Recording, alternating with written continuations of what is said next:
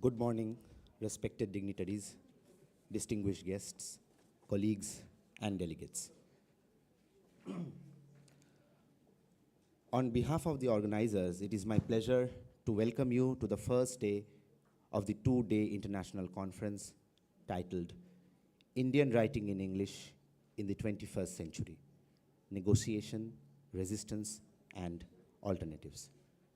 This important event is being held in collaboration with West Bengal State University, Sister Nivedita University, and Post-Colonial Interventions. We are honored by the presence of scholars, participants from across the country and abroad. I would like to begin with a few special acknowledgements.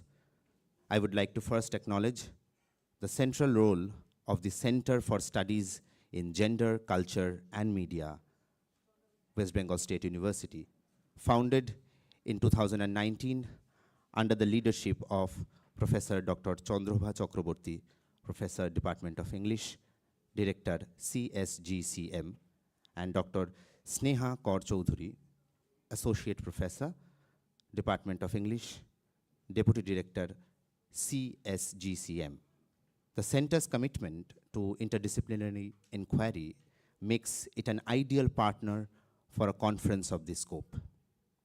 A special word of appreciation to Post-Colonial Interventions, an international journal for post-colonial studies, for its sustained contribution to post-colonial scholarship. Congratulations to them for completing 10 years of academic excellence.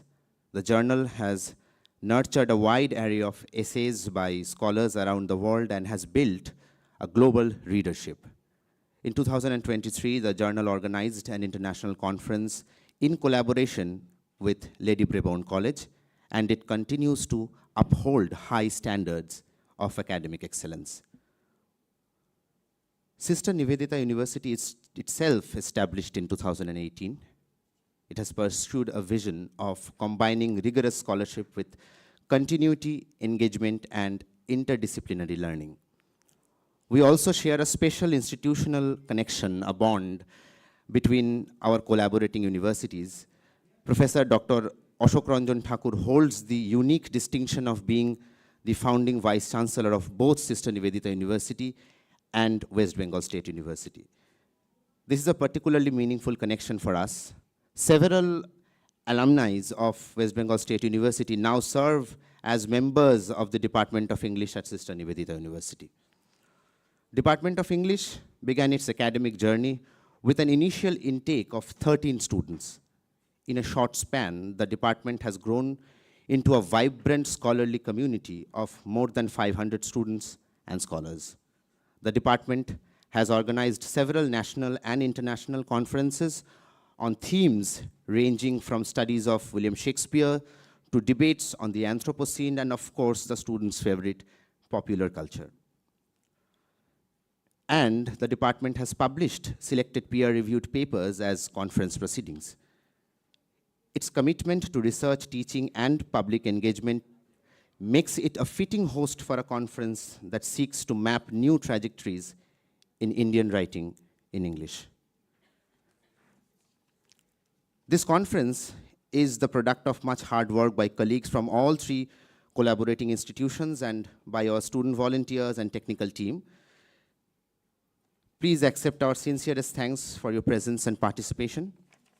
Without further ado, we will straight move on to the welcome address. I would now request Dr. Priyanka Chakraborty, Head, Department of English, Sister Nivedita University, to come up on the stage and deliver her welcome remarks.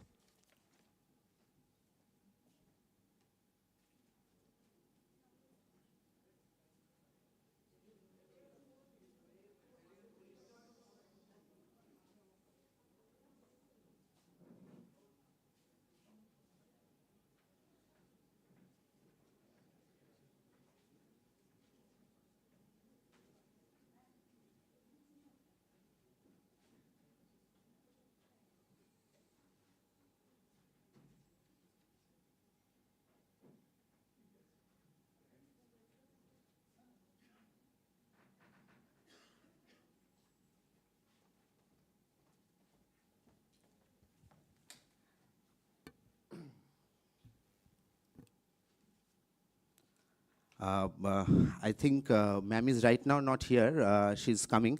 So would like to request Professor Dr. Shubir Dhar to come up on stage.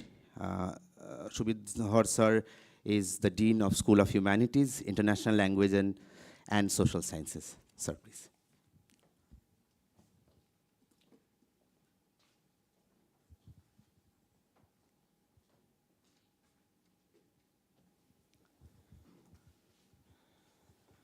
Respected Vice Chancellor, sir, respected collaborating partners with DESNU in the holding of this event, my friends, colleagues, and my dear students.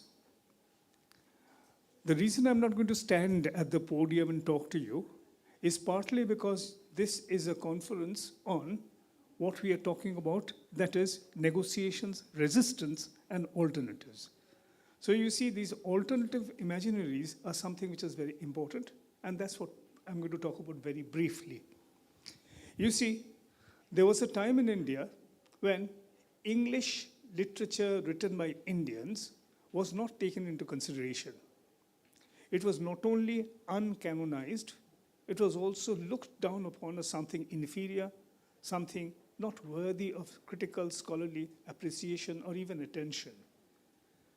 About 40 years back, the first other English literature to enter our syllabuses was American literature. But then, gradually over time, things started changing, and changing for the better. The reason, of course, is today, the former empire, Indian, has not only written back to our colonial erstwhile masters, but we have literally overtaken literary output in English in this world. Today, we have scholars all over the world who are producing meaningful work on Indian English literature. And this conference is yet another step forward in this very meaningful dimension, because we understand that Indian writing in English is something which is not only fiction, not only poetry, not only drama, but much more important than that, it is a worldwide phenomena in which Indians are finding their voices, putting forth their opinions, and indicating new possibilities for English literature in this country and for a worldwide audience and readership. The reason is, doing studies in Indian literature is a matter of intersectionality, because there are so many new themes, so many new issues, so many new dimensions in the literature that we as Indians proudly produce today. For example, you have concepts like race, gender, caste. You have ideas and issues which are not to be found in any other literature in this world. And when we write about these things, we are asserting our identity as Indians. We are celebrating our visions, our perspectives, our thoughts, and our emotions. DESNU, as my colleague told you, is not a very old university or not a very old department, university department. The reason is we started out only in 2018, and yet in these few years, I'm proud to say that DESNU happens to be one of the most dynamic centers of English studies in this part of the world. If you look at our record, over the last 2 years, we have published at least 3 books of critical essay studies from behalf of this university. Today, we have now a section which is the Sister Nivedita University Press. And in the next year, or maybe later this year, you shall see several other publications brought out by the Department of English, Sister Nivedita University. The reason is we want to become a leading center of English studies. No compromises there, because our very young and dynamic, and if I may say, very hardworking team makes sure that things are taken forward on a very rapid clip. This occasion is also very, generating of enthusiasm because we are collaborating with another university, a university which is a little older than us, and also another university which has made its presence felt in the academic scenario of West Bengal and Eastern India in general. We look forward to many such productive encounters, collaborations in the future. And I'm sure what we are doing today is to plant the seeds that will grow into a large tree in the near future. Never forget that what we are doing today is celebration. Celebration of our literature, celebration of our writing, celebration of our place under the sun on this earth. And I would like to invite all of you to join in and not only to listen to the papers, I would love it if you could interact, question, interrogate, because you see, questions and answers are the soul of any conference. Without that, it's just a bunch of papers that people listen to and forget in a couple of hours' time.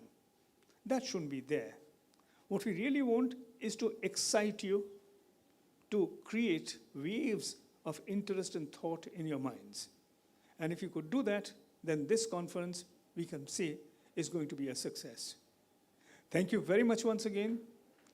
And I think the head is here, the head of the department. As you come. Ah, wonderful. Thank you.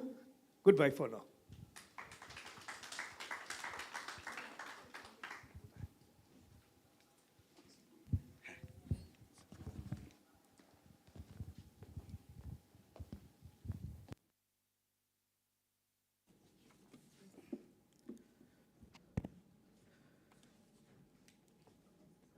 Now, I would like to request Dr. Priyanka Chakraborty, Head Department of English, Sister Nivedita University, to come up on the stage and deliver her welcome remarks.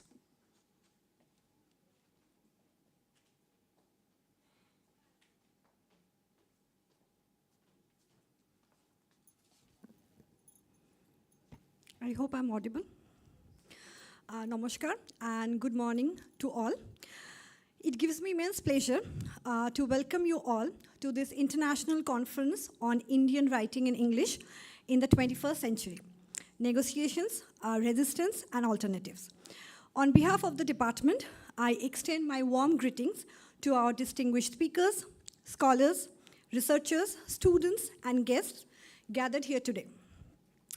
This conference brings together important academic voices to reflect on the evolving contours of Indian writing in English in our time. The theme invites us to think critically about how literature negotiates power, articulates resistance, and imagines alternative futures.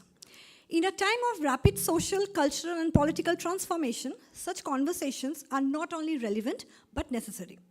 We are honored to host this collaborative academic initiative alongside West Bengal State University. And just going a little astray, most of the faculties in the Department of English somehow or the other are associated or have been associated with West Bengal State University as students, and also the post-colonial interventions, who is our joint collaborator. I'm confident that the deliberations over these 2 days will generate meaningful insights, stimulating dialogues, and lasting scholarly exchange. May this conference become a vibrant platform for intellectual engagement, mutual learning, and new collaborations. I congratulate the organizing committee for their dedication and thoughtful efforts in making this event possible. I also thank all the participants for being part of this important gathering. With great joy and anticipation, I welcome you once again and wish the conference every success. Thank you. Dhanyabad.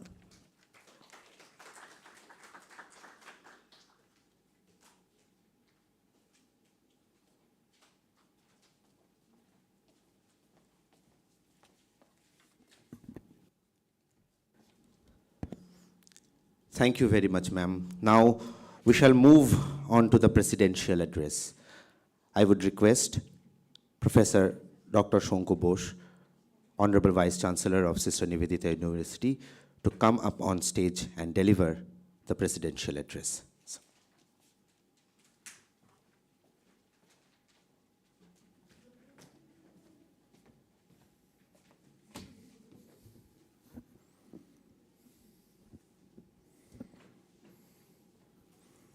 No, I'm fine. So, good morning, everyone. So, before I say something, I just inquired about the young scholar about Roop, and I'm thoroughly impressed. And based on my so many years of experience, Roop, I can see you as a good potential teacher if you want to pursue academics. And with an amazing voice, and beyond teaching, so you can do many other things. And you know that we have a very good friend, Biplav, who is our colleague, and very soon you will outface Biplav. And I will share to Biplav too. Biplav Ganguly, who is a professional anchor, professional things, an amazing voice. I'm thoroughly impressed. And in your first lecture, invite me, I will be your student, okay? Thank you. No, it's very good. And Monikinkini guide her to make him a good human being as well. That's most important and which is need of the hour. So distinguished scholar, respected colleagues, dear students and honored guests, good morning. And let me begin with a simple reflection. How does a language that once arrived with colonial authority become a language through which a civilization expresses intellectual confidence? The history of Indian writing in English is precisely that remarkable transformation. Over time, English in India has moved far beyond its colonial origin. It has evolved into a creative and intellectual space, a space where Indian writer negotiates identity, question inherited narratives, and imagine alternative futures.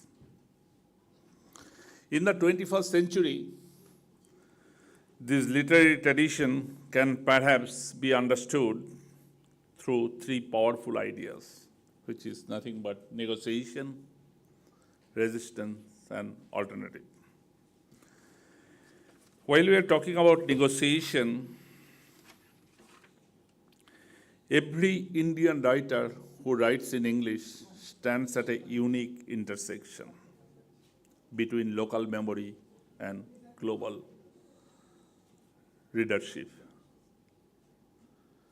And whether it is Jhumpa Lahiri or Arundhati Roy, if you read that thing, they got famous just took the local memory and make it as a global and appreciated around the globe. So, between intimacy of one's mother tongue and the reach of a world language, English therefore becomes not a substitute for Indian language, but a meeting ground of many linguistic worlds. With its structure, as we hear echoes of Bengali, Hindi, Tamil, Malayalam, Assamese, and countless other voices that shapes India's cultural landscape. So let's come to the next point, which is resistance. Indian writing in English has never been mere imitation. It has been a form of creative resistance. Resistance against simplified narratives about India, resistance against the historical silences, resistance against the assumption that only certain voices deserve literacy space. Today, contemporary writers bring forward stories from smaller towns, marginalized communities, indigenous tradition, and evolving social realities, reshaping English into a language deeply enriched by Indian experience. And the last one is the theme of this conference, which is alternative. the 21st century expanded the possibilities of storytelling. Writers today move fluidly between regional languages and English, between print and digital platform, between local storytelling tradition and global literary conversation. Indian writing in English, therefore, does not weaken our regional literature. Rather, it builds bridges among them, allowing India's many linguistic cultures to engage with a wider world. From the perspective of Bengal, the journey carries a special resonance. Bengal is one of the intellectual centers of India's literacy awakening. During the Bengal Renaissance, literature became a means of cultural introspection and global dialogue. Rabindranath Tagore reminded us that true education harmonizes our lives with wider world. His work demonstrated that literature rooted in one's own soil can still speak to a harmony at large. Similarly, Swami Vivekananda urged India to engage the world with intellectual courage, while Sister Nivedita believed deeply that Indian thought must interact with the global ideas without losing its civilization depth. So in many ways, contemporary Indian writing in English continues in very tradition, because ultimately literature is not defined by the language in which it is written. It is defined by the courage of imagination, the courage to negotiate with history, the courage to resist injustice, and the courage to imagine new possibilities. In that sense, Indian writing in English is not merely a literary category. It is a reflection of India's civilization confidence, the confidence to engage the world while remaining deeply rooted in their own cultural soil. And perhaps that is the true strength of Indian writing in English today. It allows India to speak to the world in a global language while carrying within it the living soul of its many mother tongues. When a civilization learned to speak to the world in many languages while remaining true to its own voice, literature becomes not just expression, it's become freedom. Thank you, and thanks to the organizer and such a wonderful topics that you have taken. And since many of you know that today probably my last speech as a Vice Chancellor of SNU, I was rushing to wrapping up the whole thing, but with the request of Monique Kinney, it's the last moment. This is my little research. I know that all you are scholarly people here, and I'm not from this area. So I did a little bit of research with the help of ChatGPT, and I presented. Thank you.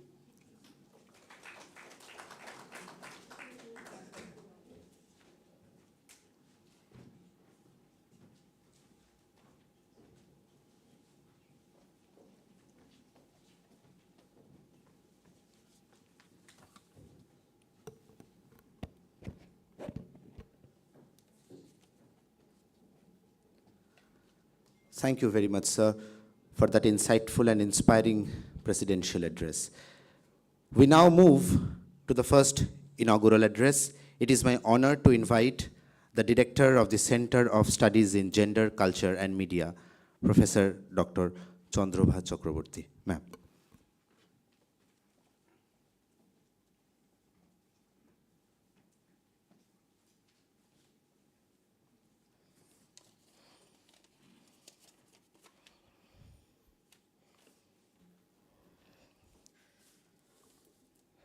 Thank you, and a very good morning.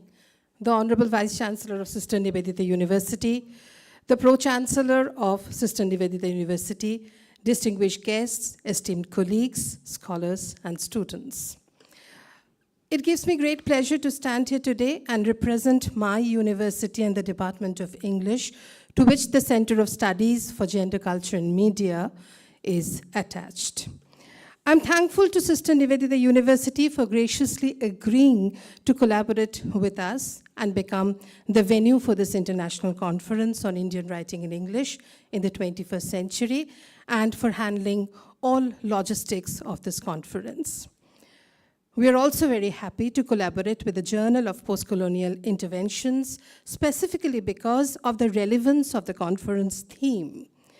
Indian writing in English in the 21st century, negotiations, resistance, and alternatives, which aims to establish the importance of Indian English writing in the context of several global and local changes, as well as significant developments in the literary scenario, such as sweeping technological developments and digitization rocking India, India's changing position in geopolitics, gender activism, demands for queer rights and recognition, transforming interpersonal relationships, and emergence of new literary genres. At the local or regional levels, India is also witnessing caste politics, religious intolerance, fundamentalism, various ethnic conflicts, and demographic changes. Situating Indian writing in English as a response to such a variegated local order demands deeper introspection and analysis. Therefore, we gather together today to celebrate a literary tradition that has evolved from a historical byproduct into a global powerhouse. For decades, critics debated whether a language inherited from colonial history could truly capture the soul of India. Today, that question is settled. Indian writing in English is no longer a foreign medium. It is a vibrant, rhythmic, and essential Indian language that has successfully translated the complexities of our subcontinent for the world. The importance of Indian writing in English for a global audience cannot be overstated. It serves as a vital cultural bridge. Through the works of our novelists, poets, essayists, international readers gain access to the intricate realities of Indian life. More importantly, Indian English writing has challenged the global literary canon. It has moved the center of gravity away from the West, proving that English can be bent and reshaped to accommodate Indian idioms, metaphors, and sensibilities. In an era of increasing globalization, this literature provides the empathy and nuance needed to understand a fifth of the world's population. As we open this conference, let us celebrate the writers who continue to bridge the gap between home and the world, ensuring that the Indian experience remains a central thread in the fabric of world literature. Before I conclude, I would like to say a few words about the Center for Studies in Gender, Culture and Media, abbreviated as CSGSIM, which started functioning from December 2019 to facilitate lateral growth for students and scholars who enjoy going beyond the curricular boundary and explore the diversities of culture. We organize lecture series, workshops, professional training courses, such as a training program on virtual tourism during the pandemics, workshops on gender and translation, special lectures and seminars, and awareness programs. Colleges affiliated to our university have collaborated with us in the past for holding value-added courses. We have a bevy of enthusiastic and proactive ex-students and courage batch of students who lend technical, academic, and logistic support to the center. I'm also proud to state that the South Asia chapter of the International Doris Lessing Society is attached to this center, and their events are held collaborative with us. As a space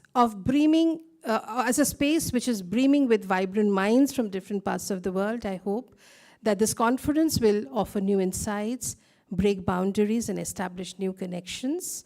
So I conclude with these words. Thank you very much.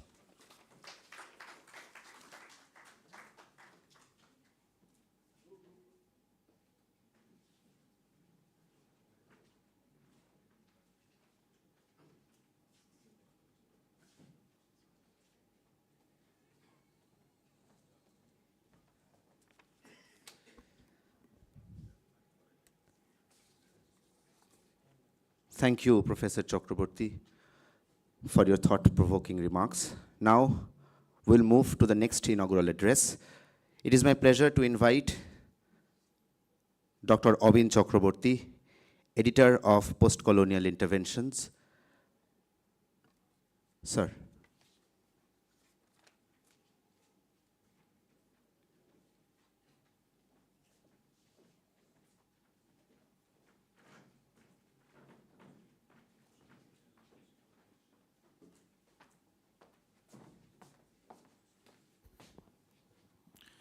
Good morning, everyone.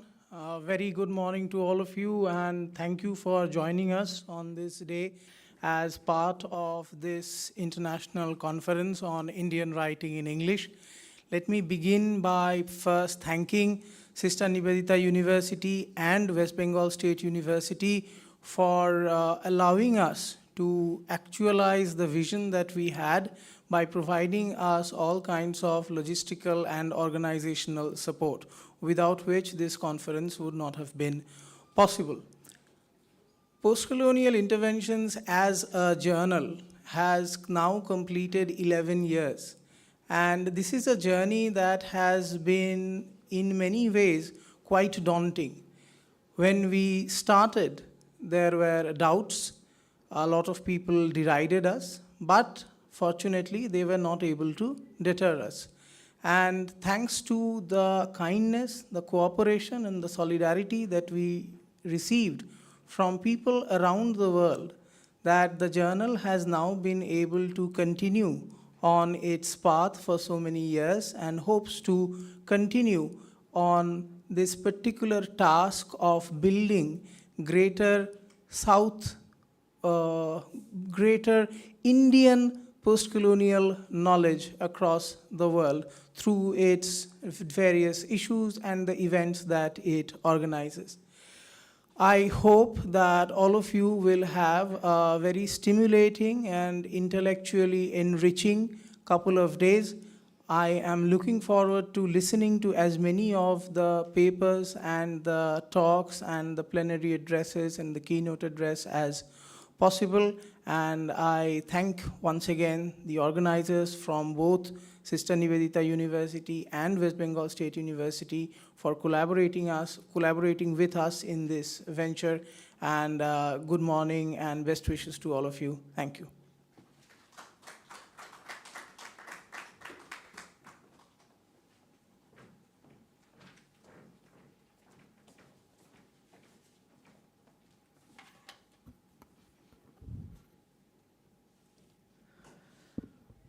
We will now proceed to a symbolic and significant moment of our inaugural session, the ceremonial watering of the plant.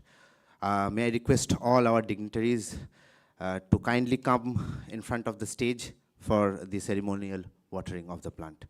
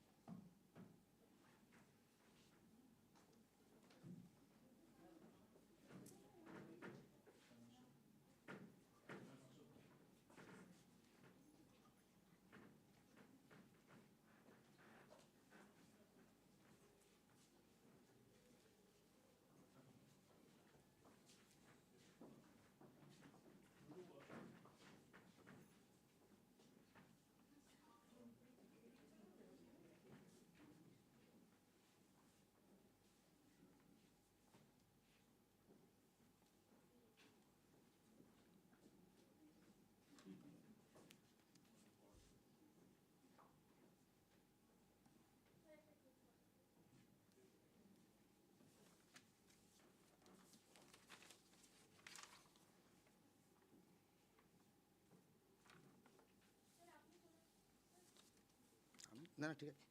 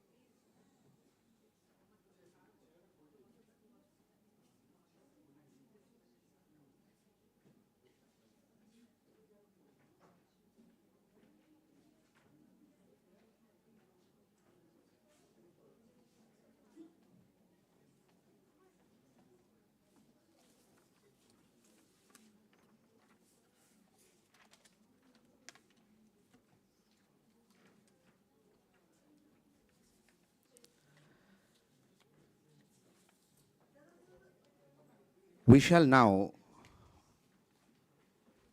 move to the keynote address of the conference, and it is my privilege to invite Professor Anindo Shekhar Purokayastho. Let me briefly introduce him. Professor Purokayastho, currently with the Institute of Language Studies and Research, ILSR Kolkata, has been Professor of English at Kazi Nazrul University, India. He was the 2025 Global South Visiting Fellow at the Center for Research in the Arts, Humanities, and Social Sciences, University of Cambridge. He also held a visiting position in 2025 for his research at the École Normale Supérieure, Paris, and in 2026, he will be a visiting fellow at the Martin Luther University, Germany, for his research on the global cultures of enlightenment. He was a Fulbright Fellow at the University of Massachusetts Amherst for his archival research work on W.E.B. Du Bois. Professor Purokayastho has been awarded the British Library Endangered Archive Project Grant for a major project on digitization and research on a 19th century archive of Indian knowledge system and literary cultural texts, situated in Calcutta, Bengal. He has been a fellow at the Leibniz Peace Research Institute, Frankfurt, and a visiting fellow at Goethe University, Frankfurt. His jointly authored new book, Beyond Subaltern Studies, is forthcoming from Bloomsbury Academic. He was the Charles Wallace India Trust Translation Fellow at the British Centre for Literary Translation, University of East Anglia, UK. His research focuses on critical theory, vernacular literary traditions, public humanities, decoloniality studies, and the question of violence. He is interested in the fields of engaged literature and cultural politics. His previous edited and authored books have been published by Edinburgh University Press, ILSR Press, Palgrave Macmillan, and Routledge. He co-edits Kairos, a journal of critical symposium, and is one of the founding members of the Post-Colonial Studies Association of the Global South. May I request Professor Purokayastho to kindly deliver the keynote address.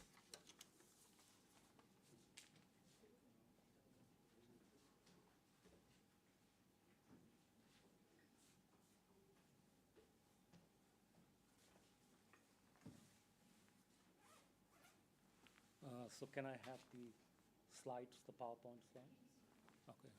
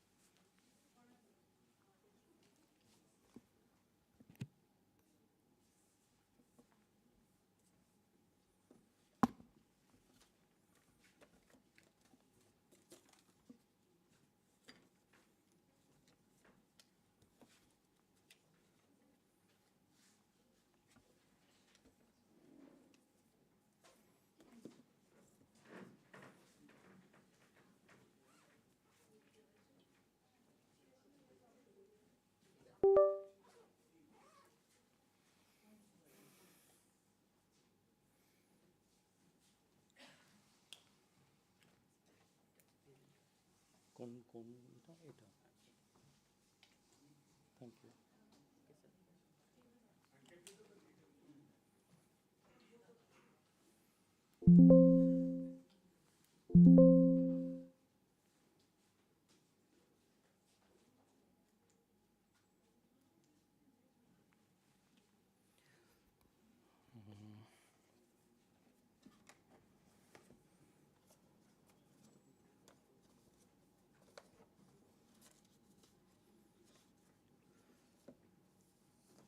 So, good morning, everyone.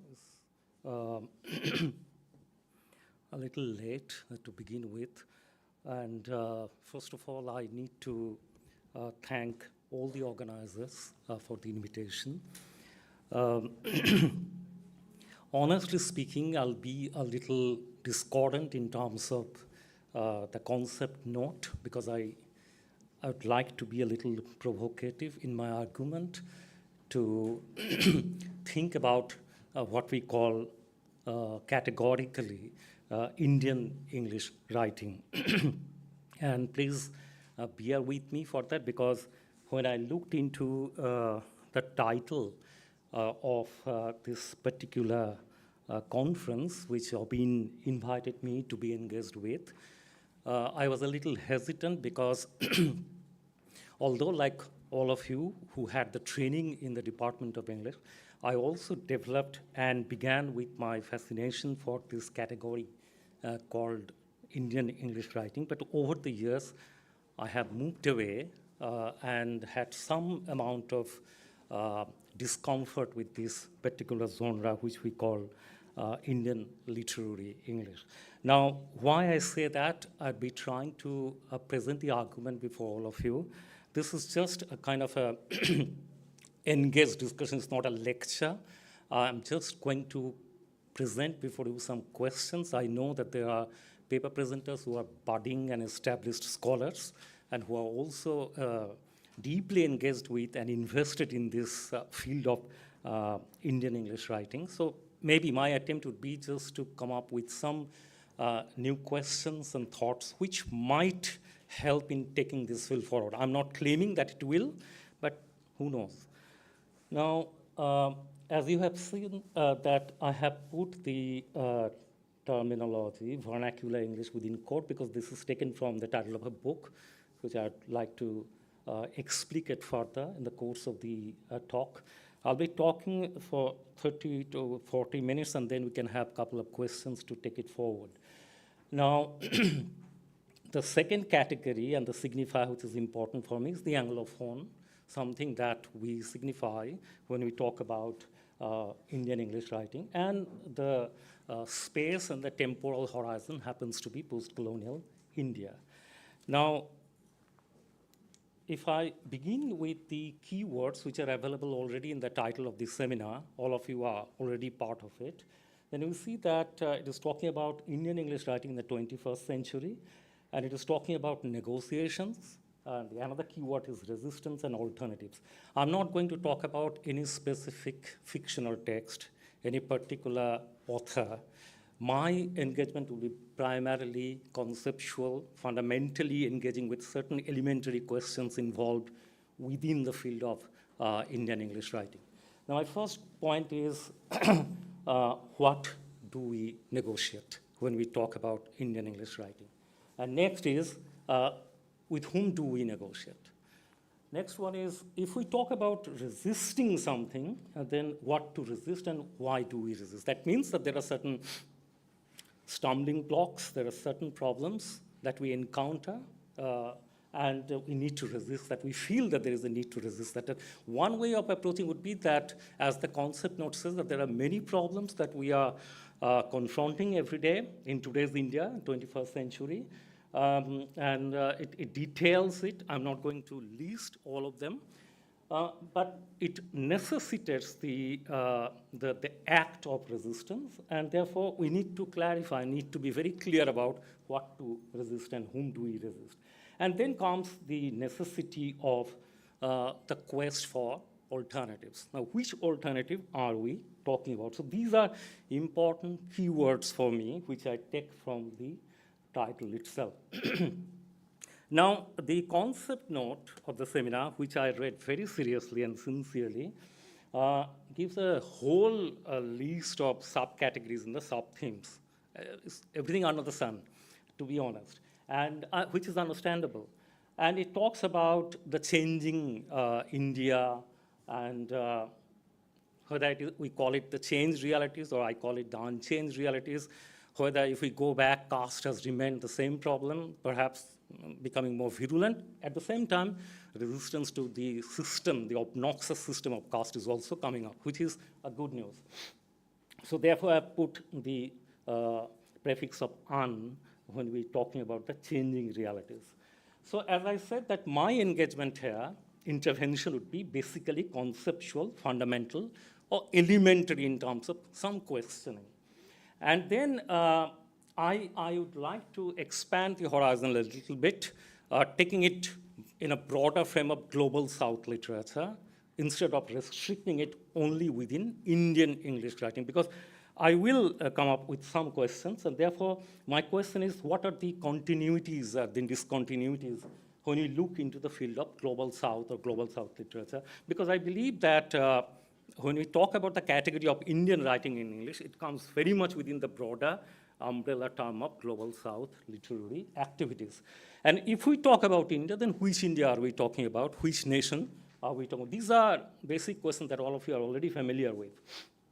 And then it also involves questions of world literature, or whether we are talking about ultra-minor literature today. Now, almost two successive years, two vernacular texts translated and got the Booker Prizes, which for me is a very important incident, important marker in the field of global South literature. It speaks volumes about the importance of the vernacular. Before the translation, how many of us knew about Gitanjali Sri? So to be honest, very few of us were aware about such writers, but they existed. I mean, they are there in front of us. But just because they got the Booker Prize, then we woke up and realized that, well, we have got the Booker, so we have got good authors among us. So these are very disturbing fundamental questions for me, which I think those of us who are participants in the field of Indian English writing should be taking note of. And next, when you talk about modernity, then we are aware that there are aspects of colonial modernity, and today in the 21st century, neoliberal modernity, or whether we are thinking of a vernacular modernity. So again, these are questions. I don't have any prescriptive answers, but these are all questions for all of us to think together. Now, the Routledge Companion to Literature in the Global South, published in 2025. I mean, I looked into the content of this book, and I realized that it's not just, it doesn't have a big space for what we call Indian English writing. It has a big canvas, quite understandably so, and it offers representation from different countries of the Global South. And it's not just talking about literature, it is also talking about cultural, social, political, philosophical questions. And again, this would be my question later in the slides, that whether when we talk about Indian English writing, do we confine it only in the horizon of fictional writing, poetry writing? In other words, do we only restrict it to pure quote-unquote literary writing? Or are we in a position to expand it, to widen the frame further, and include other genres as well? I'll come to that. Now, suppose this book has already got published. Suppose if there is a new Cambridge Companion to Literature of the Global South. In fact, it's coming out. It's in the pipeline, it's forthcoming. Maybe it will be published in 2027. So if there is a Cambridge Companion to Literature of the Global South, how much space will be allotted to Indian writing in English? It's just a hypothetical question for me, and for all of us maybe. Because we are very euphoric, very excited about this category, and quite necessarily so. I mean, I fully agree with that. But again, I begin with that caveat that, is there a necessity to also keep some space for some questions when we move ahead in the 21st century and talk about Indian writing in English? Because there is always a tension between the vernacular South and the Anglophone South. I agree that there's a booming industry, mushrooming publishing houses, publishing so many books in Indian writing in English. Similarly, there is a booming industry in the vernacular as well. Over the years, I have been visiting the Kolkata Book Fair, and I could notice that newer publishing houses are coming out. They're small, but they are publishing good books in Bengali. So this is an interesting scenario for me, and that tension exists. It's not a settled question, at least as far as I am concerned. And therefore, my question is, this hegemonic, supremacist, a very loaded term, presence of English as the, I'm not saying white man's language, because very much the brown man's language. This supremacist presence of English as the dominant language has almost got completely fetishized. There is no denying of that. Therefore, the vernacular writer has to wait for the Booker to be awarded to get recognized. And then the question is, how do we de-fetishize the English language, even though we continue writing Indian, writing in English? So that for me is, again, an important question. Therefore, my entry into the ongoing debate on this tension between the vernacular South and the Anglophonic South, I get this entry point through this very interesting book. So I have a photocopy of it. This is the book by Aksa Saxena. It was published in 2022 from the Princeton University Press. And this is from where I took the phrase vernacular English. In fact, it's not the first time that she's using it. There are many scholars who have been using this expression before, and she has referred to them as well in the course of the book. But the reason I decided to begin with this book is, this for me is interesting because it opens up the debate once again, although Saxena would be in favor of the English language, because he would argue that English has become almost a vernacular in the in the South Asian context, especially in the Indian context. Now, interestingly,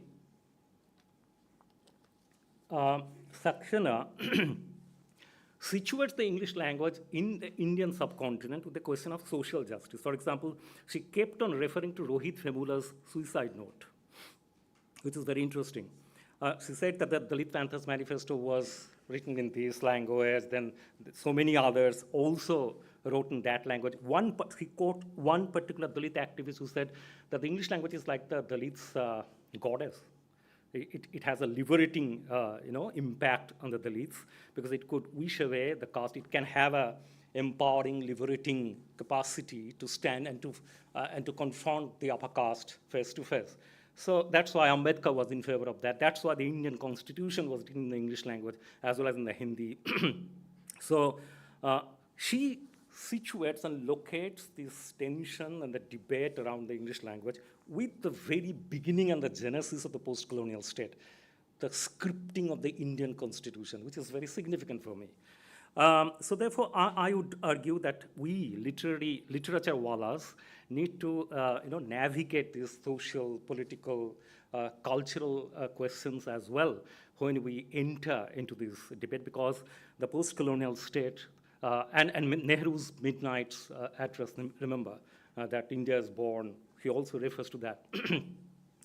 And therefore, she would argue that English cannot be dismissed as that alien language, which we all agree, there is no question. That question is definitely settled. But even though it is settled, having said that, there are other tensions even coming up. I mean, although when you say that it is settled, it's over, that dispute no longer exists, again, we can see that there are many claims for different languages coming up.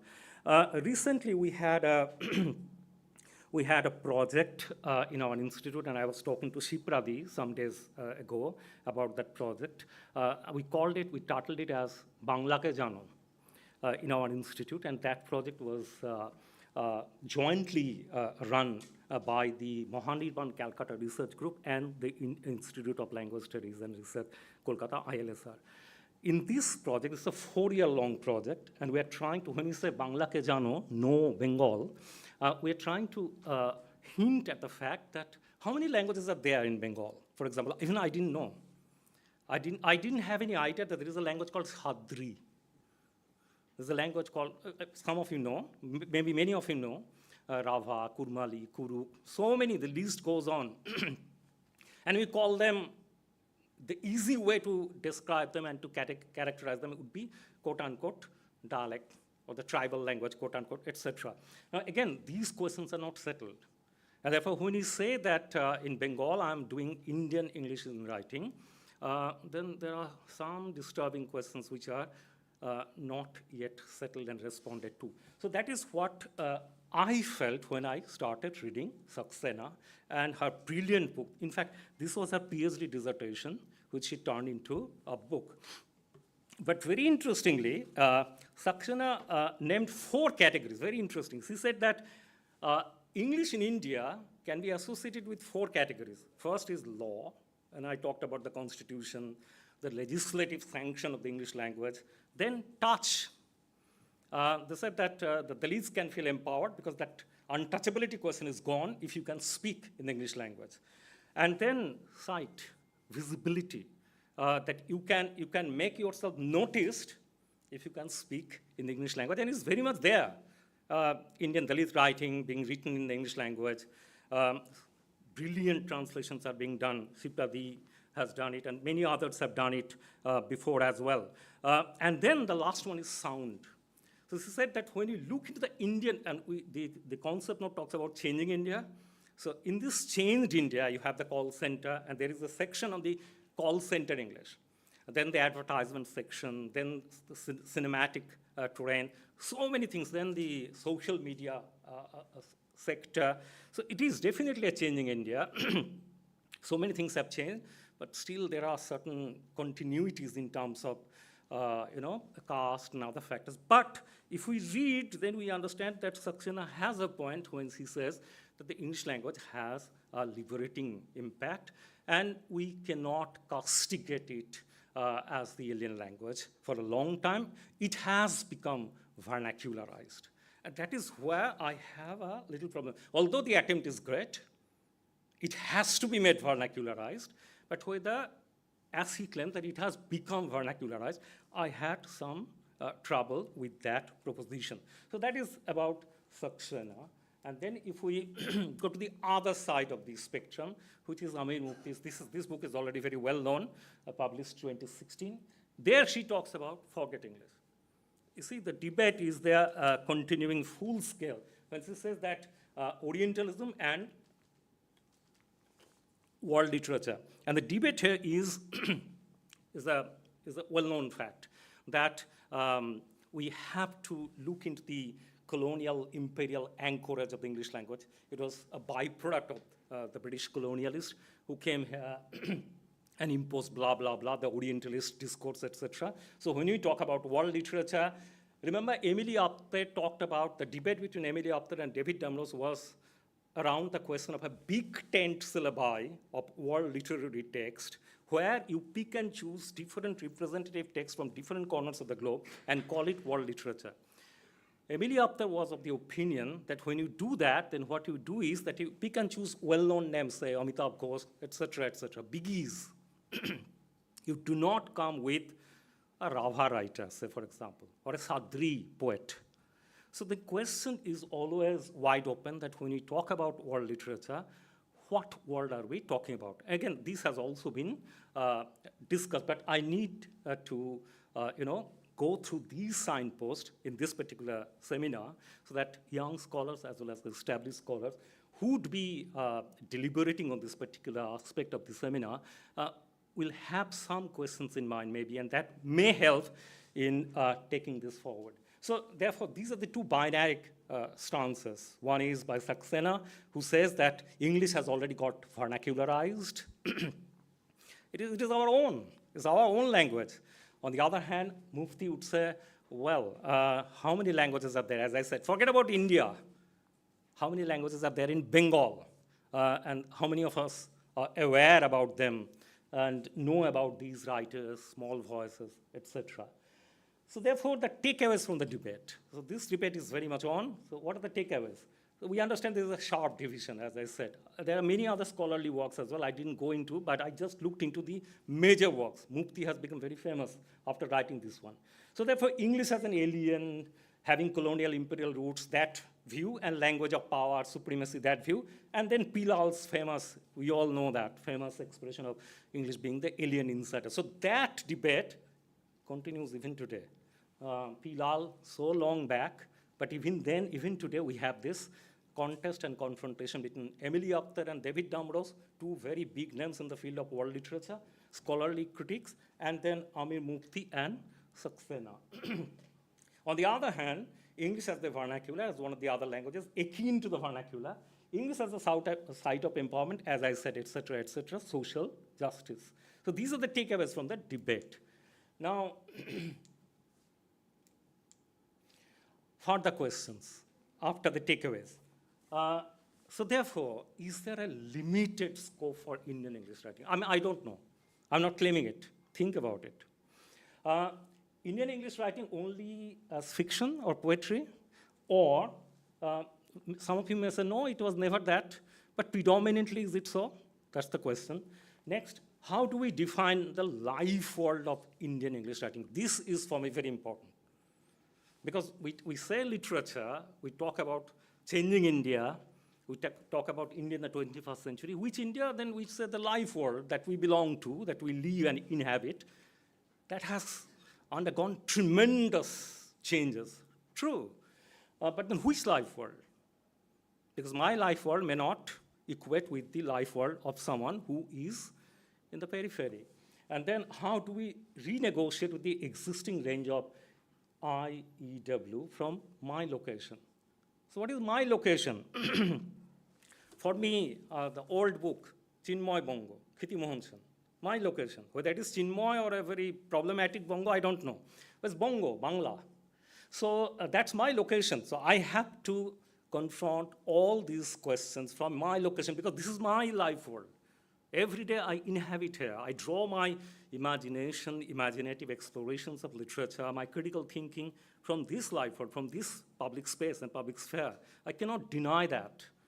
So how am I informed by it? That's my important question. And next, how about Indian philosophical, cultural, critical, theoretical writings in English? This is also very important for me because I'm deeply invested in that field. Because as I said, that in most of the times when you talk about IEW, it is predominantly fictional, poetic work. But what about philosophical, cultural, critical, theoretical writing? If we do that, say for example, how do we do that? Do we write Kant in English? Then that would be repetition. Do we write Heidegger in English? They already know who is Heidegger. I'm not very conversant with that. I cannot replicate my life world with the life world that Heidegger was talking about. And therefore, this is very problematic. And is the vernacular equivalence of English sustainable as done by Saxena? And how many languages are there in Bengal? And I have put dots there because so many languages, even I do not know the exact number. But these are, again, questions to take it forward. Now, if the debates and the deliberations that I referred to, if we agree on that, then we have a very important centenary this year in 2026, in June, which is the origin and development of the Bengali language by Suniti Babu. Now, how do you categorize it? Is it Indian writing in English? I don't know. Should we have a seminar on this? And should only the Department of Bengali be involved in that? Because if I read this book, and I'm reading this book, my colleagues in the Bangla department said, why the hell are you reading it? Because you have been trained in the English language. What are you doing here? Remember, Suniti Kumar Chatterjee did his MA in English. So this is a fundamental question for me when I do Indian writing in English. Such an amazing scholarly work, 754 pages. And he did it in 1920 to 1922, 1921 to 1920, 1920 to 1922, the time when Eliot and others were writing those seminal works and the huge phenomenal wave of colonial modernity or Euro-modernity breaking in the European subcontinent. At that time, Suniti Babu was doing it in the University College London. So he was inspired, as he wrote in the preface to the book, by Otto Espersen and many others, but he decided to focus on the Bangla language, the life world that I was talking about. So my question is that if we widen the frame and include and make it more democratic, more inclusive, more representative, then are we in agreement to treat this as an example of Indian English writing? Question for all of us to think about. And therefore, if that is the case, then when we say that in post-colonial situation, we are doing theory from the South, how do we do that? I mean, I cannot talk about, we keep on talking about Gayatri Spivak and others, they're great, but there are many other vernacular thinkers about whom we are absolutely silent because we do not know about them. And therefore, this book is important. Our journal, Kairos, had a special issue on this book recently in 2026, January. The Changing Theory Concepts on the Global South. This particular book has a chapter on the Ardhanarishwara. I could see that there is a subsection in the call for paper on LGBTQ, and I'm sure that there will be papers on that. But in the very Indian Gaudiya Vaishnava tradition, we have the Ardhanarishwara tradition where Chaitanya is projected as an amalgamation of Radha and Krishna. So do we need to explore queer only through Judith Butler, or we need to begin from here and then, of course, learn from Judith Butler? So that's, again, my next question. And therefore, when we talk about changing India, we talk about changing 21st century, we have to talk about changing theory. And then how do we do it from the Global South? And for that, what are the archives? Which archive do I latch on to draw sustenance for my critical thinking apparatus? Is it the archive of the Global North? Big names? They're pronomo. I mean, I die for Derrida, I love him. But having said that, I need to say that Lalan Fakir was perhaps a great deconstructionist, even before Derrida. So maybe there are Bhartihari, there is a book on Derrida and Bhartihari, so the list can go on. So therefore, the question is that when you do changing theory from the Global South, changing literature from the Global South, we need to be a little skeptical about certain normative planks and normative definitional categories that we travel with without questioning it at all. So therefore, I think it would be fascinating when we extend our solidarities. Remember, contested solidarities, agency and victimhood in Anglophone literature and culture. This is a book which was the outcome of the conference, which we call the GAPS conference that happens every year in Germany. The GAPS conference was conceptualized as Anglophone Literary Association of the World. Every year, scholars from the Global South will travel to Germany and then will present their papers on what they call Anglophone literary voices from the world. A great, an amazing initiative. And my experience there was fascinating. But if we look into the subheading of this book, Agency and Victimhood in Anglophone Literature and Cultures, then you will see that when you talk about agency and victimhood, can we only restrict it only within the confinement of Indian English writing and the big names, and leave out a vast chunk of vernacular writing which actually talk about agency and victimhood in the practicing everyday life world of the Global South. So therefore, the call and the title talks about alternatives. Having discussed all these things, what are the alternatives for us? Possible alternatives. I mean, again, I said these are not prescriptive, be-all and end-all solutions. No, these are just suggestions. I'm just thinking aloud with all of you collectively, whether language and representation of multiple publics and counter-publics are actually happening. I read the call, and the concept note talks about the publics and the counter-publics. But when we talk about the counter-publics, whether we are inclusive enough, democratic enough, or whether we are still posing an image of elitism in Indian writing in English. Next, language and the life world. Solidarities in which language? We talk about solidarities. The Rava man will not understand my Derrida. But if I come down and talk to his level, then he may identify what Derrida is saying or what Heidegger is saying. He can understand what they're actually talking about. So therefore, in which language are we expressing our solidarities? And next is Bengal, My Life World. As I said, this is a great book written by Khiti Mohan Sen, wrote so many books. I think there should be a book on Khiti Mohan Sen. I have been thinking about it for a long time. Such an amazing scholar who wrote so extensively, and Tagore could recognize his talent, and as Tagore could recognize so many talents, Horicharan and many others, who did path-breaking work. Remember those two big dictionaries by Horicharan.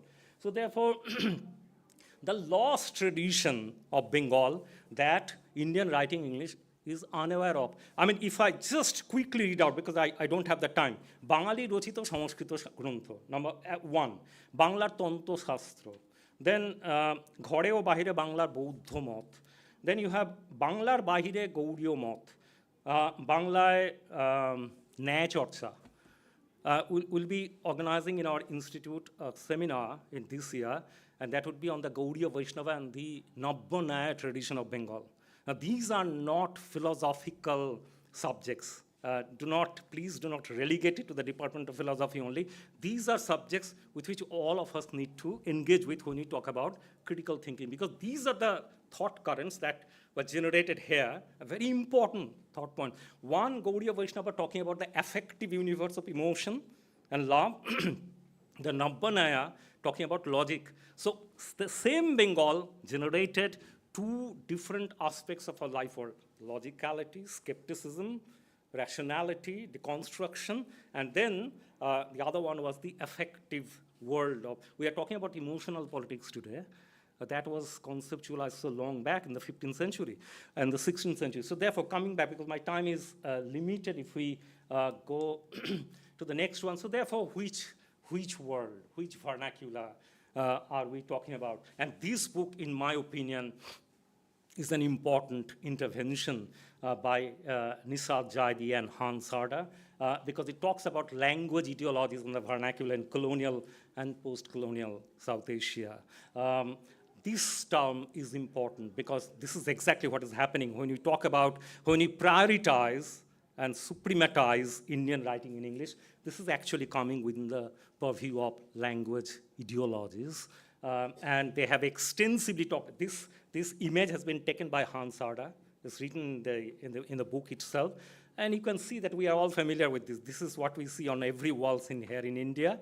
It's nothing new, but what they are trying to suggest is that how the vernacular and the English is juxtaposed together, they are rubbing shoulder with each other. But you can see the varied life world. And the credit goes to the book because it has chapters on the Urdu public sphere. It has chapters on, say, the Dalit public sphere. It has chapters on the vernacular public sphere. And of course, Indian writing in English. So if we are talking about the world and the vernacular, as Saxena is talking about English being the vernacular, then we have to be careful about the language ideologies, the language politics which are already involved in this particular field. And therefore, to conclude, this is a very funny title of the book, Hazar Fandas of Indian English. And maybe all of you know because it's an old book, it's not new. Therefore, my argument would be that there is no dispute with Indian writing in English, as there is no dispute, as far as I am concerned, on vernacular writing in India. And therefore, if you leave it to me, I would be much more interested about a model of Indian writing in English, which would be Indian vernacular respecting English writing, not just Indian writing in English. So that's it. And the rest is for all of you to think ahead. Just before I end, this is the book which has been edited by some of our PhD scholars, and this is the come out of the last language festival, which we call Bhasha Mela, which we organize every year. It's called Multilingualism Matters. This is already old stuff, but language as sites of empowerment and recognition, Bohu Bhashikota, Khomotayon o Shikriti. This is the fallout of the papers which were presented in the Bhasha Mela. Every year in the Bhasha Mela, there is a segment on a seminar, and people are invited to present the papers on different aspects of language. And from there, this is a learning experience for me as well, because I didn't have any idea about so many languages within West Bengal. When I say Bengal, I mean, of course, West Bengal, not including Purbo Bongo. So, thank you.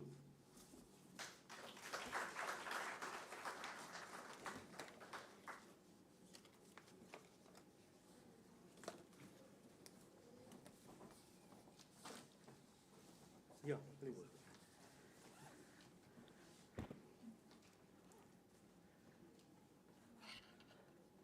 I would request Professor Purokayastha to kindly wait for a few minutes because we are going to felicitate him.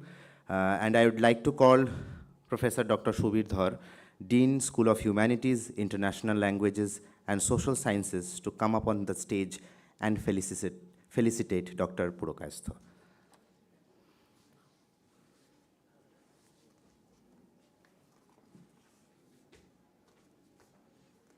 Thank you.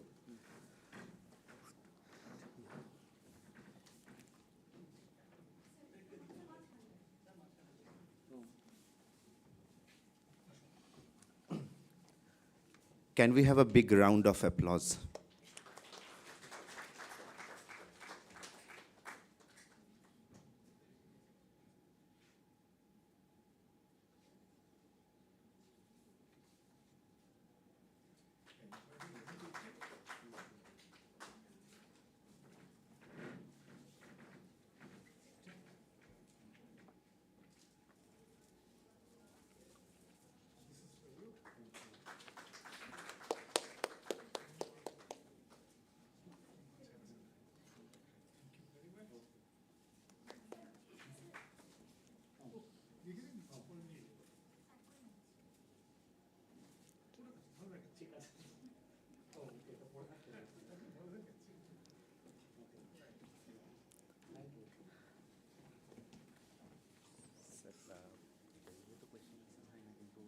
Is there any question? Yeah. জানি না। Generally, there is no question answer session for a keynote, but I think we can open the floor for if there is any question or any suggestions or any opinions, if anyone is interested.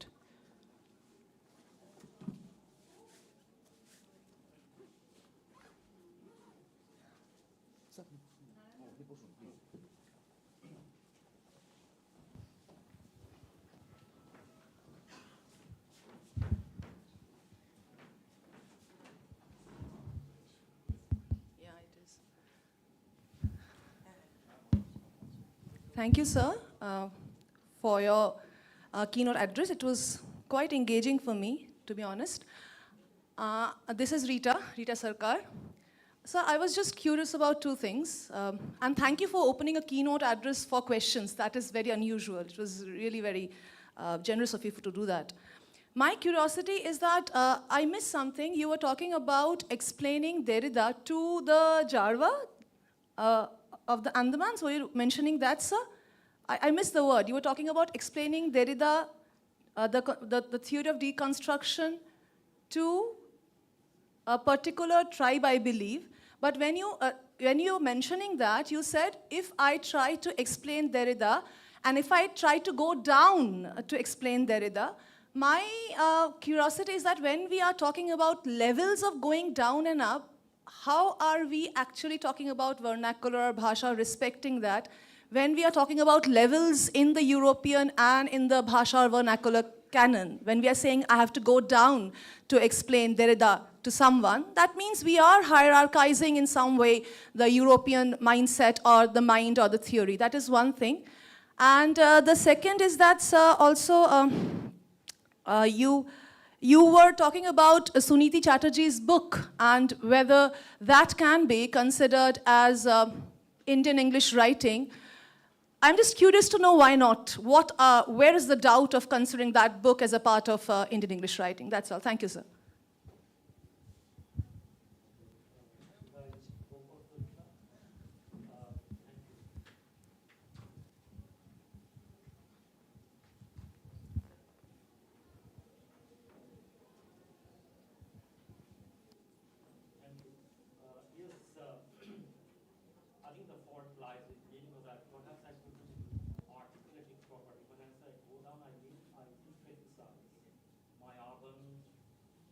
quote-unquote academic image of someone who is coming, because we do field surveys and go to North Bengal or to quote-unquote Jungle Mahal to do empirical studies. We are the sovereign academic who are already equipped with the knowledge of European theoretical discourse, etc. So when I say go down, that means I absolve myself of my superior sense of belonging to the academy and go down to his level in that sense. That means when I say go down, I'm not belittling his position. I'm trying to suggest that I absolve myself of my arrogance, of my quote-unquote superior position in the academia, because we're all privileged, everything said and done. And they are not invited. They do not know what is going on. We talk about tribal literature. We talk about tribal studies. But it is all done in the seminar room and in the academic space. But when I say go down, that means the academic critique goes to the, in fact, this is already very old debate where Gayatri, Spivak and others have already talked about it. So when I say I go down to explain Derrida, that means if I have a conversation with someone and say that this is something we call, in the jargonistic term, deconstruction, and if I have a conversation with him, and that is what I mean, if I discuss that with him, then he would say, well, we already know that, we practice it. That is exactly what we are trying to suggest. So it's rather a level playing field, an equalizer, not the hierarchy that, that we are thinking of. Maybe it was, as I said, it's my fault to articulate it in an improper way. Regarding the ODBL, yes, you were right. There is no doubt about that. But I regularly I have to encounter this question that why are you doing these studies? Because we segregate discipline-wise, department-wise. These are pure elements that we do in the Bengali department. That is exactly what I wrote in the title itself, that is it a concern to organize this? You see, in Germany or in France, if we have a conference like this, there will be, I don't know, Abin might say that or may think about it in future. There is a parallel session in the German language, in the French language, as well as a separate room for a session on the English language. Can we think of it, say, for example, a seminar like this with a session on other languages as well? I don't know. So when I say that this is something that we generally do not treat, of course, I have no doubt about it. But majority of the academics would say that, well, this is something that, say, for example, recently I have written something on Shohojiya Sahitya. Now, again, my colleagues said that it has got nothing to do with British literature or American literature. But when I read them, and that's why when I say that when I read Lalan, I think he's not just a Baul or a Baul thinker, he's a philosopher. And therefore, should we talk about Lalan only in a seminar on Baul studies or tribal studies, or we have a seminar in the Department of Philosophy on Lalan, for example. So these are the things that I have in mind when I say that can we treat them as Indian writing English. I personally do not have definitely any doubt about it. But majority of people doing Indian writing in English will have, they would say, because many of them do not know about it. In fact, I didn't have any knowledge about it, although I studied philology in my honors when I was doing English honors. Nobody talked about it. Nobody said, when I was reading The Westland, that in 1922, Bidrohi was also written. And if Eliot, I have written about it, that if Eliot talks about the impersonality theory, I have written that Nazrul in Bidrohi is talking about the over-personalization of the I. More than 100 times the I is there, Ami. Although Eliot is talking about impersonality, depersonalization. So it's a fascinating moment of comparing and contrasting two leading voices, but Nazrul is definitely relegated to the back burner. When you talk about modernity, I mean, how many of us talk about Nazrul when we discuss modernity in the classroom? And when you talk about the Westland in the classroom, or Ulysses in the classroom, for example. This was a phenomenal text in the context of Bengal and India, but I had to wait for so many years to know when I started writing about Nazrul, that this was also published in 1922. So this segregation is what I have in mind when I say that whether we need to talk about it, right? So I hope I could, yeah, thank you.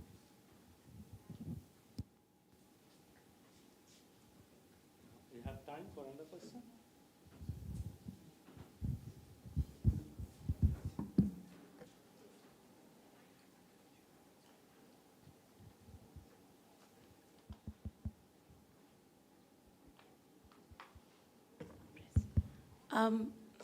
I actually wanted to bring to your notice one particular aspect. Am I audible?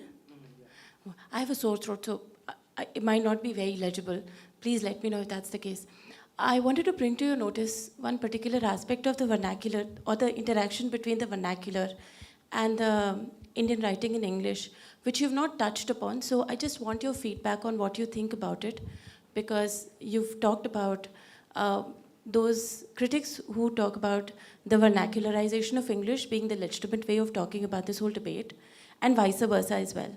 But there's also this whole other kind of discussion and study, which we see especially in the context of the 60s to the 80s, in fact, late 50s to the 80s, where a lot of vernacular writers were also and I'll give you examples of, for example, Madikar in Marathi. He was doing that kind of work. Vilas Sarang. And these were people who were talking about how the vernaculars, the vernacular poets and writers had the eye and the ear of the majority of the Indian population, because that's what most of the Indian readers had access to. So that's where the experimentations in modernization were happening. And in fact, from Madikar, it comes to other writers, bilingual writers like Kulatkar and those, and even Bhalchandra Nemde.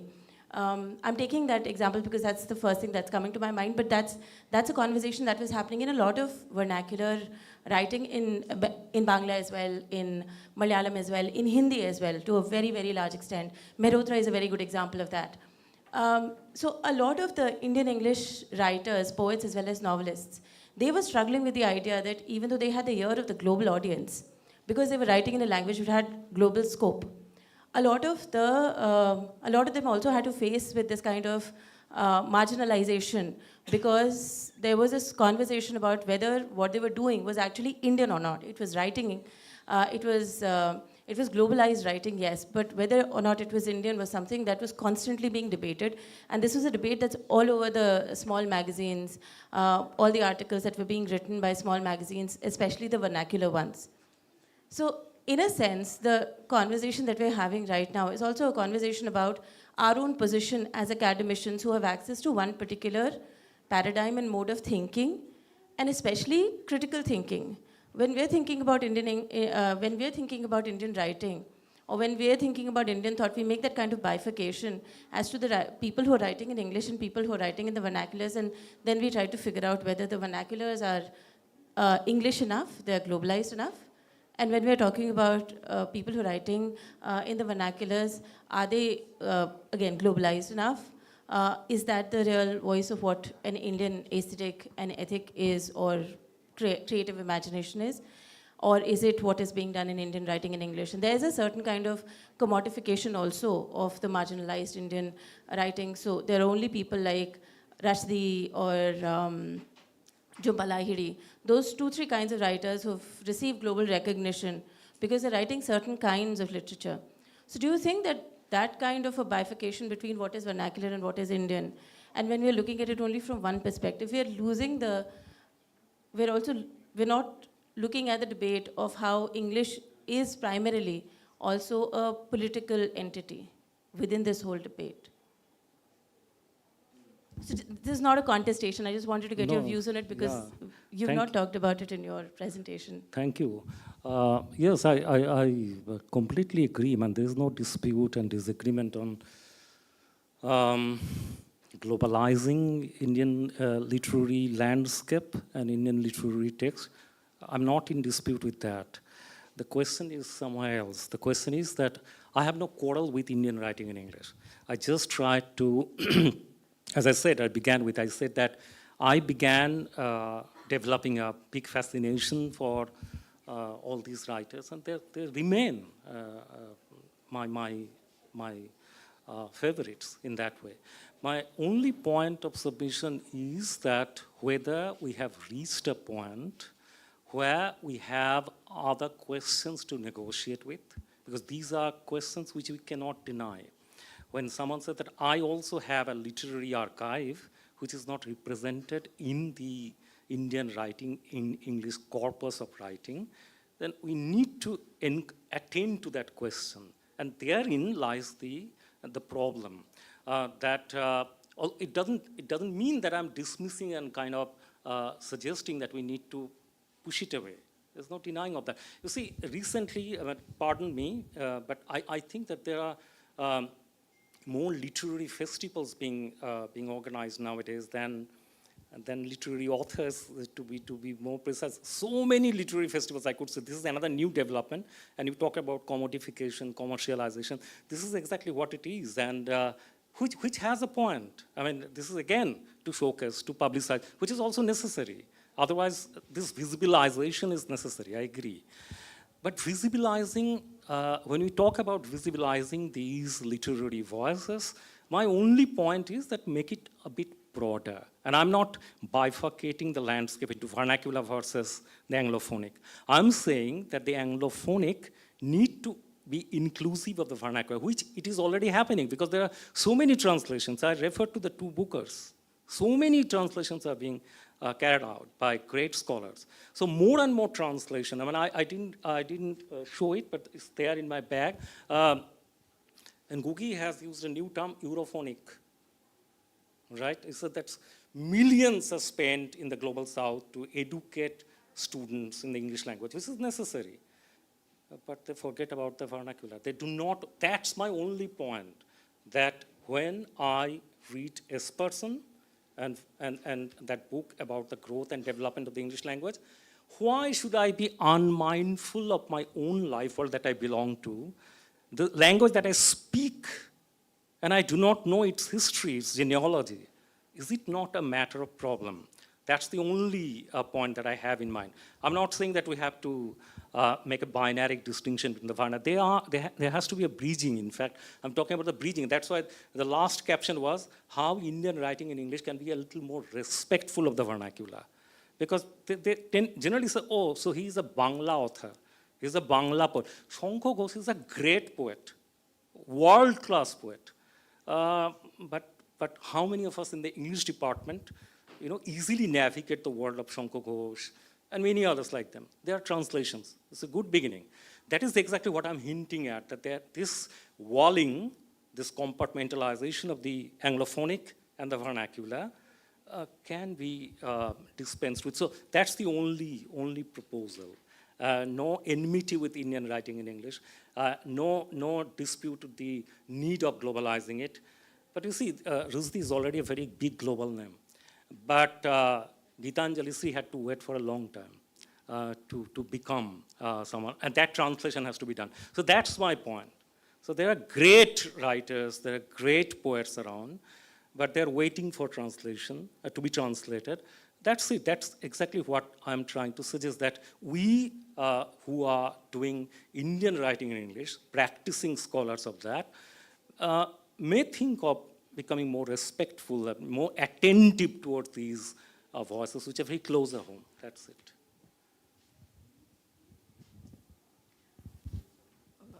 Thank you, Anindo, for bringing up some very, very pressing and very disturbing questions when you brought this up. You're quite right when you say that there is a duality in English. On the one hand, it is a liberating language. There is a temple to the goddess of English learning in UP. And at the same time, despite being liberating, it has a position of power and privilege. We cannot deny either. My question to you, and I just want your opinion on this, is this. You're quite right when you say we are teaching an ideology when we teach English literature, whether we translate it or into English or whatever. The way in which the English departments are now, the way in which the examination system is now, to take the entire thing in a positive way and to think that, yes, we are trying to change and we should try to change, do you think it is possible to incorporate, maybe not resolve, but incorporate these different questions which you brought up today into the kind of systems that we have now? That is my question. Thank you so much, Shiprati. Well, this is the question that I also had to grapple with for so many years in the department, because it happens in two platforms. One is during the syllabus committee meeting, during the PhD interviews, if there are proposals from budding scholars on certain areas which is not perfectly fitting with the quote-unquote the pure English element of it, then they are obstructed with. And without being very specific about it, on certain interview forums in different selection committees, I have also seen that when young scholars come with certain PhD work, which some members of the selection board would say, well, this is something that belongs to the sociology department, that belongs to the history department. How do you use it in the Department of Media? So this is exactly, and I guess that I can relate to the previous two questions, because your question is spot on, bang on target, which is where this is a battle within. I'm absolutely in agreement with you. And I think the fight is for all of us, and that's why I raised this question, because I know that there are many presenters who are teaching in different colleges and universities, they're PhD scholars. So they might think of it when they interview someone, when they select someone for PhD selections, because I think the time has come for all of us to broaden. All these great names like Derrida, Foucault, and others who are doing the round, who are dominating the entire spectrum of theory, they all belong to social sciences. And therefore, we listened to them, we read them, and then we implemented them in our syllabus. So why not these? That's it. So I think it will take time, but I completely agree with you. So it will take time, maybe. Thank you.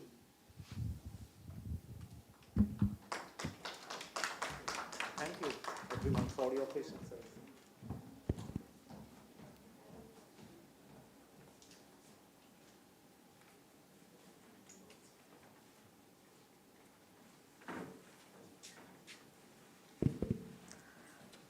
I'm sure there are more questions, opinions, suggestions, but time is a constraint for all of us. So we have to move towards our academic sessions. And if you have more questions or so, I think sir is with us.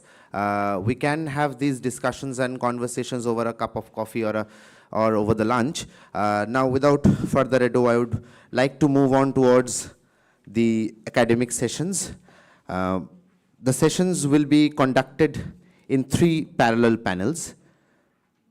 Parallel session 1A, the venue is Seminar Hall, time 12:15 to 1:35.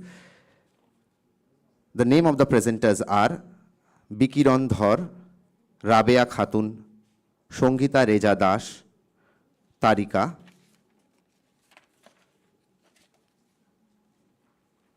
Session 1B, the venue is room number 608, 6th floor. The authors are Anushka Singh, Dr. Mohua Ahiri, Ria Munshi, Shirshendu Mondol. Session 1C, the room is 612, 6th floor. The name of the paper presenters are Auriktom Chatterjee, Dr. Charushila Patil, Dr. Rajdeep Guho, and Leslie Desblond.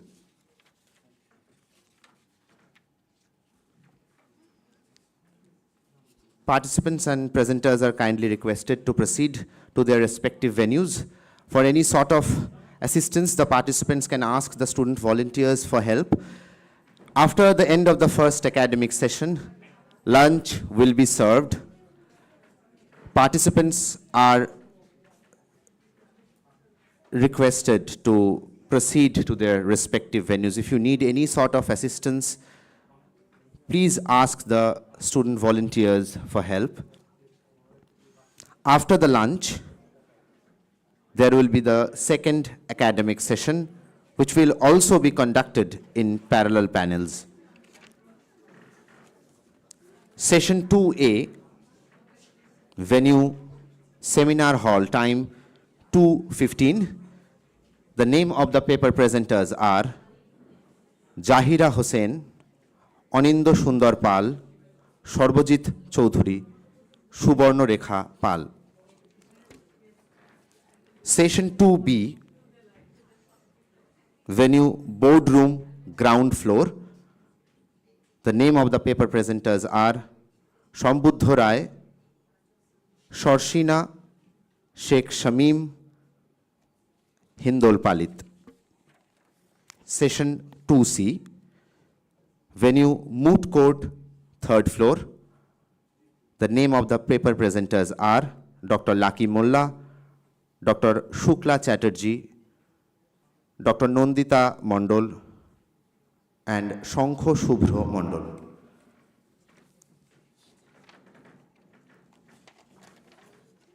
After the end of the second academic session, we will all reconvene in the seminar hall for the first plenary address of this two-day international conference.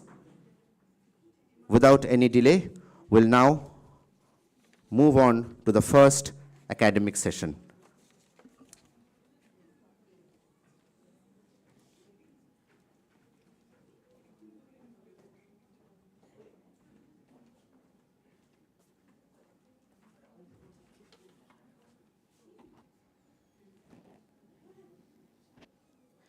Good afternoon, everyone. On behalf of the Department of English, Sister Nivedita University, it is my great pleasure to welcome you all to the International Conference on Indian Writing in English in the 21st Century, Negotiations, Resistance and Alternatives, jointly organized by West Bengal State University, Sister Nivedita University and Post-Colonial Interventions. This is Academic Session 1A.